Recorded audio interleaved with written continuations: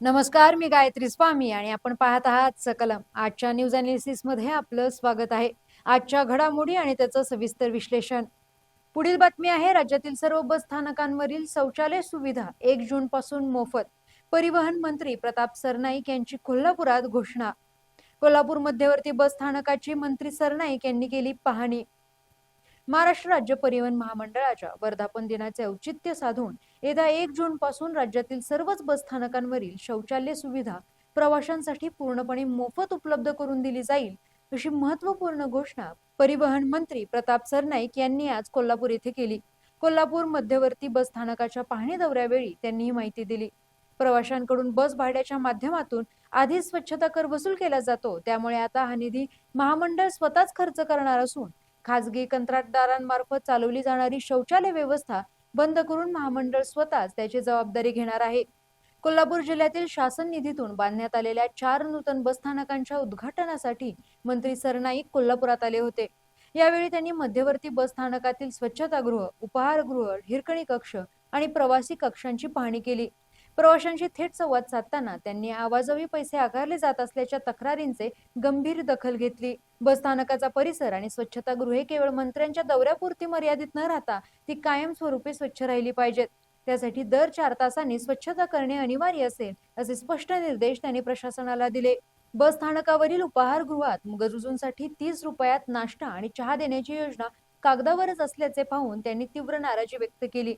ही योजना 24 तासात पूर्ववत करून त्याबाबतचे फलक दर्शनी भागात लावण्याचे आदेश त्यांनी दिले. अन्यथा संबंधित उपहारगृह चालकांवर कडक कारवाई करण्याचे संकेत दिले. प्रवाशांना मिळणाऱ्या सेवांमध्ये कोणतीही तडजोड खपवून घेतली जाणार नाही, असे सांगत त्यांनी येथील पेपर स्टॉललाही भेट दिली. स्थानकांवरील मूलभूत सुविधांचा दर्जा सुधारण्यावर सरकारचा विशेष भर असल्याचे त्यांनी यावेळी अधोरेखित केले. या पाहणी दौऱ्यावेळी राज्य परिवहन महामंडळाच्या प्रादेशिक व्यवस्थापक अमृता ताम्हणकर, विभागीय वाहतूक परिवहन अधिकारी अनिल मेहतर यांच्यासह स्थानिक वरिष्ठ अधिकारी आणि कर्मचारी उपस्थित होते. पुढील बातमी आहे, विधान परिषदेसाठी विरोधी पक्षाला एकच जागा. महाविकास आघाडीने ठरवायचे, उद्धव ठाकरे यांना उमेदवारी द्यायची की अन्य कुणाला. महसूल मंत्री बावनकुळे. विधान परिषद निवडणुकीवरून राजकीय घडामोडींना वेग आला आहे. याबाबत बोलताना महसूल मंत्री चंद्रशेखर बावनकुळे यांनी विरोधी पक्षाला एकच जागा मिळण्याची शक्यता असल्याचं म्हटलंय. त्यामुळे महाविकास आघाडीने ठरवायचं आहे की उद्धव ठाकरे यांना उमेदवारी द्यायची की अन्य कुणाला, असंही त्यांनी सांगितलं. महसूल मंत्री चंद्रशेखर बावनकुळे आज शुक्रवारी कोल्हापुरात आले होते. त्यावेळी ते पत्रकारांशी बोलत होते. शक्तीपीठ महामार्गाचे अलाइनमेंट न बदलता इतर मागण्याबाबत विचार करता येईल. राज्यात शक्तीपीठ महामार्ग होण्यासाठी 90% शेतकऱ्यांनी मान्यता दर्शवली आहे, असा दावाही त्यांनी यावेळी केला. जबरदस्तीने कोणताही प्रकल्प करणार नाही. या महामार्गाबाबत फार काही मुद्दा राहिलेला नाही. राजू शेट्टी आणि शेतकऱ्यांचे म्हणणे ऐकून त्यांचा संभ्रम दूर केला जाईल, असंही त्यांनी सांगितलं. अमरावती परतवाडामधील अल्पवयीन मुलींच्या लैंगिक शोषण प्रकरणावरून भाजपच्या माजी खासदार नवनीत राणा आणि राज्य अल्पसंख्याक आयोगाचे अध्यक्ष प्यारे खान यांच्यातील मतभेद पुढे आले आहेत. त्याला हिंदू मुस्लिम रंग नको अशी भूमिका व्यक्त करताना याबाबत मंत्री बावनकुळे यांनी या प्रकरणाकडे मुख्यमंत्री देवेंद्र फडणवीस आणि पालकमंत्री म्हणून माझंही या चौकशीकडे पूर्ण लक्ष असल्याचं त्यांनी सांगितलं. या प्रकरणी मुस्लिम मुलगी, हिंदू मुलगी असा रंग देणे अयोग्य आहे. तपासानंतर या प्रकरणात कोणाचा समावेश आहे समोर येईल, असेही महसूल मंत्री बावनकुळे यांनी म्हटलंय.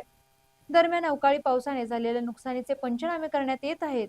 राष्ट्रीय आपत्ती नियमानुसार नुकसान भरपाई मिळणार आहे. कोणताही नुकसानग्रस्त शेतकरी नुकसान भरपाईपासून वंचित राहणार नाही. आंब्यासह सर्व पिकांना नुकसान भरपाई मिळणार आहे, असे चंद्रशेखर बावनकुळे यांनी स्पष्ट केले. पुढील बातमी आहे, परिसीमन विधेयकावर सर्व राज्यांचे मत विचारात घ्यावे. महिला आरक्षण विधेयकाची तात्काळ अंमलबजावणी करावी, शाहू छत्रपती यांची लोकसभेत मागणी.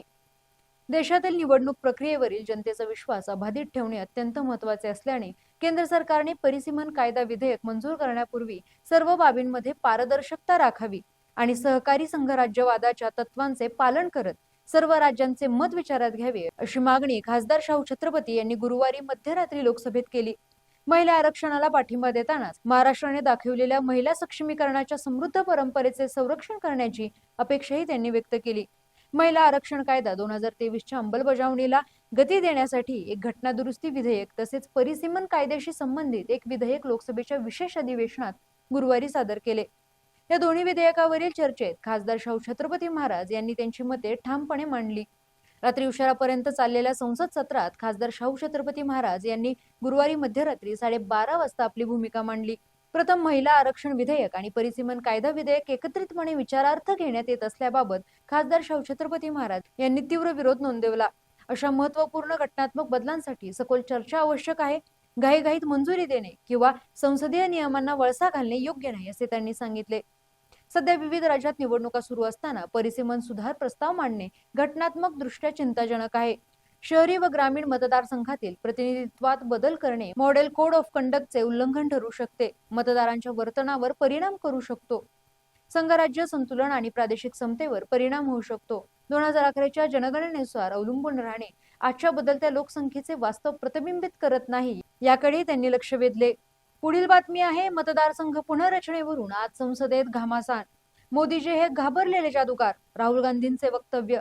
काँग्रेस पार्टीच परिसीमन विधेयकाला विरोध करून जनतेला वंचित ठेवत आहेत, अमित शहा यांचे वक्तव्य. संसदेत महिला आरक्षण संविधान दुरुस्तीचा आज दुसरा दिवस आहे.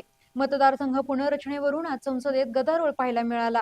यावेळी सत्ताधारी आणि विरोधकांमध्ये आरोप प्रत्यारोप पाहायला मिळाले. विरोधी नेते राहुल गांधी यांनी मतदारसंघ पुनर्रचना विधेयकाला विरोध करत सत्ताधाऱ्यांवरती घणाघात केला. यावेळी राहुल गांधी यांनी संसदेत महिला आरक्षण विधेयकाला पूर्णपणे समर्थन दिले. आता लगेच ते लागू करावे अशी मागणी त्यांनी यावेळी केली. पण मतदारसंघाच्या पुनर्रचनेच्या विधेयकाला त्यांनी धुडकावले.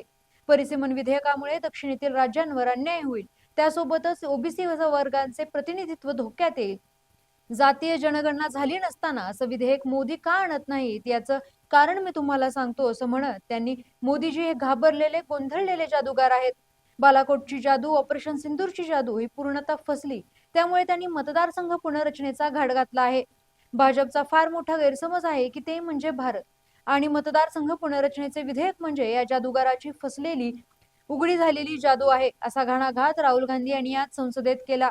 यावरती अमित शहा संसदेत विरोधाला तीव्र प्रत्युत्तर देताना ते म्हणाले की एनडीए अलायन्सने सुरुवातीला महिला आरक्षणाला पूर्णपणे समर्थन देतो असं म्हणाले. त्यानंतर त्यांनी किंतु परंतु जोडून हे स्पष्ट केले की ते महिला आरक्षणाच्या विरोधात आहेत. 2029च्या निवडणुकीला महिला आरक्षण लागू करण्यात येईल. लोकसभेत 543 खासदार बसतात. काही जणांना 60,000चं समर्थन आहे तर काही जणांना त्याहून थोडंसं कमी.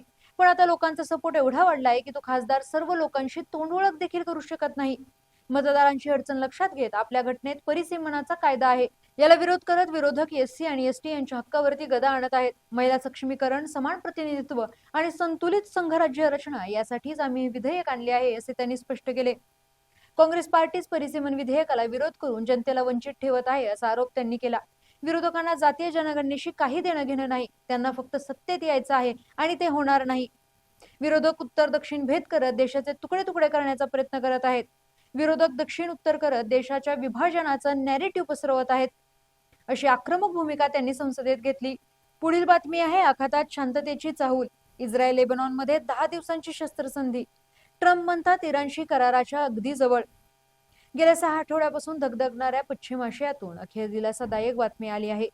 इस्रायल आणि लेबनॉन यांच्यात 10 दिवसांची शस्त्रसंधी लागू झाली असून अमेरिकेचे राष्ट्राध्यक्ष डोनाल्ड ट्रम्प यांनी इराणशी शांतता करायच्या अगदी जवळ असल्याचे संकेत दिले आहेत.